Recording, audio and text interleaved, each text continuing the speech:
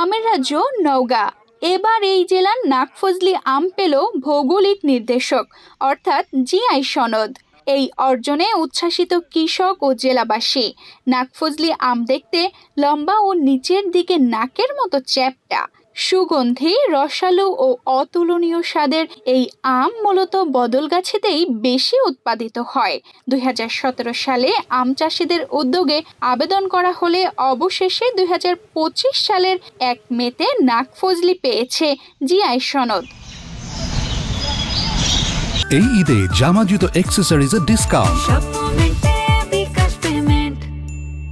আমাদের নাকফজলি আম নির্ভেজাল ও সুস্বাদু। আমার মাধ্যমে ওই বদলগাছিকে বাংলাদেশ সহ সারা বিশ্বে নতুন করে এই যে নাকফজলি আমের একটা স্বীকৃতি পেয়েছি, যে যেখান থেকে সারা দেশে বিশ্বে এই আম রপ্তানি করা যাবে।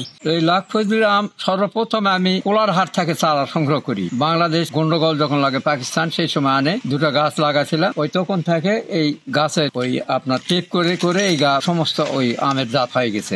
এই আমটার জন্য আমি সত্যি গর্বিত। এই আমটা যেখানে হয় এটা প্রচারের জন্য আমরা যে শনাক্ত পাইছি, যে সনদ পাইছি, এর জন্য আমরা আল্লাহকে ভালো শুকরিয়া জানাচ্ছি। এটা দিন দিন আরো বেশি প্রচার লাভ করে এবং আরো উন্নতি লাভ করে। আজ থেকে বহু বছর আগে ভান্ডারপুর গ্রামের বিনোদ কুমার লাহিড়ী নামের এক ভদ্রলোক একটি আম গাছের চারা এনে নাম দেন নাকফজলি। এই আমটি দুবলহাটি ও বলিরহাটের রাজবাড়িতেও ছিল। বদলগাছি, ধামিরহাট, পত্নীতলা ও মহাদেবপুর উপজেলায় এই আমের ব্যাপকভাবে চাষ হচ্ছে। ভান্ডারপুর গ্রামে বিনোদ কুমার লাহিড়ী উনি একটা আমের চারা আনে, তার বাড়ির উঠানে লাগায়। সেখানে এই আমের উৎপত্তি হয়।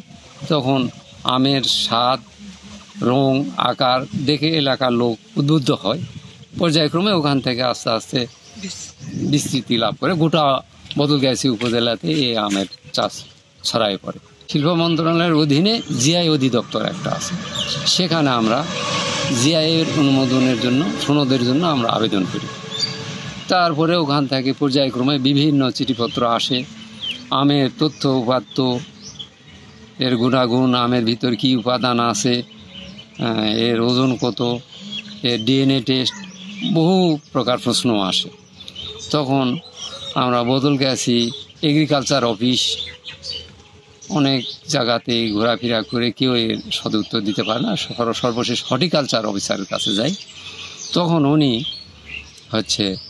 চাঁপাই আম গবেষণাগারের বৈজ্ঞানিক কর্মকর্তার মোবাইল নাম্বার দিলেন এবং ওনার সাথে মোবাইলে একটা পরিচয় করে দিলেন যে ওখানে গেলে এই সমস্ত প্রশ্নের জবাব এগুলা পাওয়া যাবে। আপনাদের যেটা তথ্যপাত্র চাচ্ছে মন্ত্রণালয় থাকে সেগুলো আপনারা দিতে পারবেন। এখন তো অত্যন্ত আনন্দিত এবং নিজেকে গর্বিত মনে করছি যে আমি সভাপতি থাকাকালীনই আমরা জিআইয়ের সনদ লাভ করলাম এবং এটার একটা ব্যাপক গোটা বাংলাদেশব্যাপী একটা প্রচার ঘটল। এতে আমাদের বদলগাছির আমের সাথে সাথে বদলগাছির নামেরও একটা পরিচিতি ঘটল। জিআই পণ্যের স্বীকৃতি পাওয়ায় জাতীয় ও আন্তর্জাতিক বাজারে এই আমের পরিচিতি এখন আরও বাড়বে। এই আম বেশ বড়, লম্বা ও চ্যাপ্টা। নাকফজলি আম খেতে অত্যন্ত সুস্বাদু ও মিষ্টি। এমন অর্জনে জেলাবাসী গর্বিত। স্বাদে গুণে অতুলনীয় এই আমের একটা স্পেশাল স্বাদ এবং গন্ধ রয়েছে, যা সহজেই অন্য আম থেকে পৃথক করা যায়। ইতিমধ্যে এই আমটি জিআই পণ্যের স্বীকৃতি লাভ করেছে। এই আমের মাধ্যমে নওগাঁ জেলা সারা বাংলাদেশ তথা বিশ্বব্যাপী পরিচিতি লাভ করবে। চলতি মাসে নাকফজলি জিআই পণ্য হিসেবে স্বীকৃতি পেয়েছে। এই স্বীকৃতির মধ্য দিয়ে নওগাঁর নাকফজলি সারা দেশের সম্পদ হয়ে গেল। এটি নওগাঁবাসীকে আলাদাভাবে রিপ্রেজেন্ট করবে।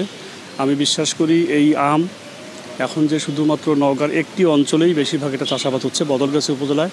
আস্তে আস্তে এটি নওগাঁর যে আবহাওয়া প্রকৃতি, এতে আমাদের পুরো নওগাঁ জেলাতে এটা একসময় বিস্তৃতি লাভ করবে। জেলায় এবছর ৩০,৩০০ হেক্টর জমিতে বিভিন্ন জাতের আম চাষ হয়েছে।